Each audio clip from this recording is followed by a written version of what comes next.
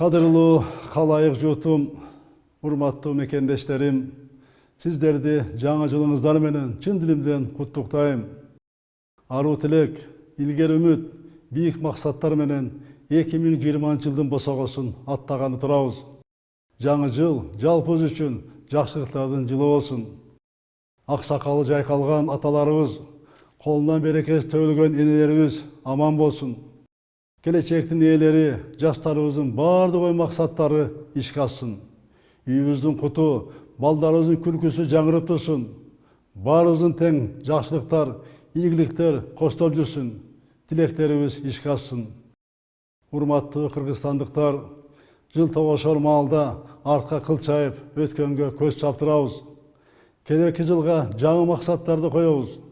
Өтүп бараткан жылда сиздердин колдооңуздар менен өлкөбүздө бир катар агылыктуу иштер аткарылды. Бишкек быйыл дүйнөлүк маанидеги иш-чаралардын борбору болду. Кыргызстаныбыздын эл аралык аброюн бекемдедик.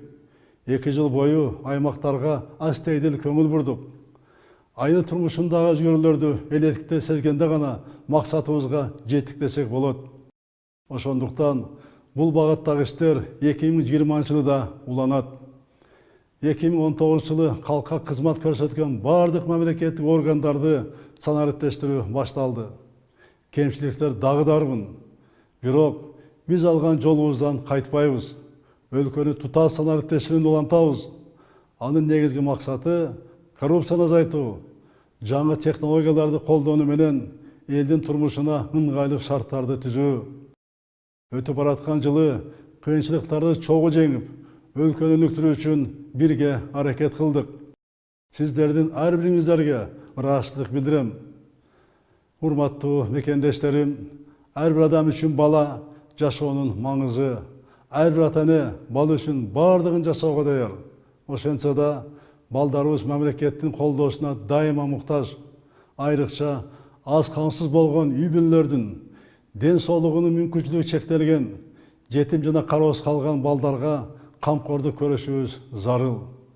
Балдарыбыздын дени сак, билими терең, коопсуздугу бекем болуусу көңүл борборундагы маселе.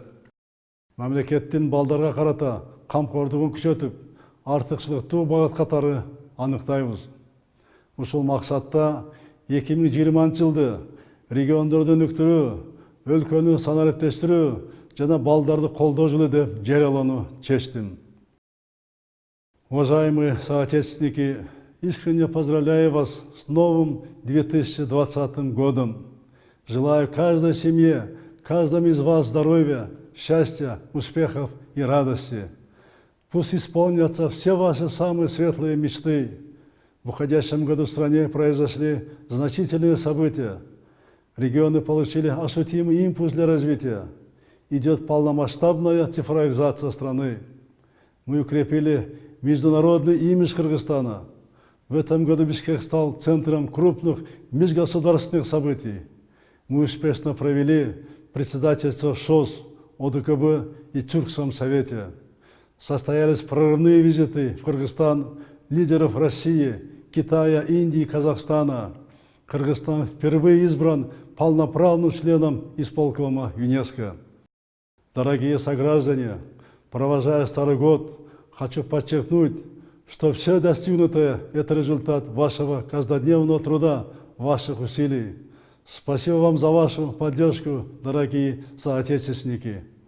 Позитивные изменения уходящего года будут продолжены и в новом году. Наряду с этим особое внимание будет уделено нашим детям. Убежден, объединяя наши усилия, мы обеспечим достойную жизнь каждому ребенку. В этих целях новый 2020 год решил объявить годом развития регионов, цифровизации страны и поддержки детей.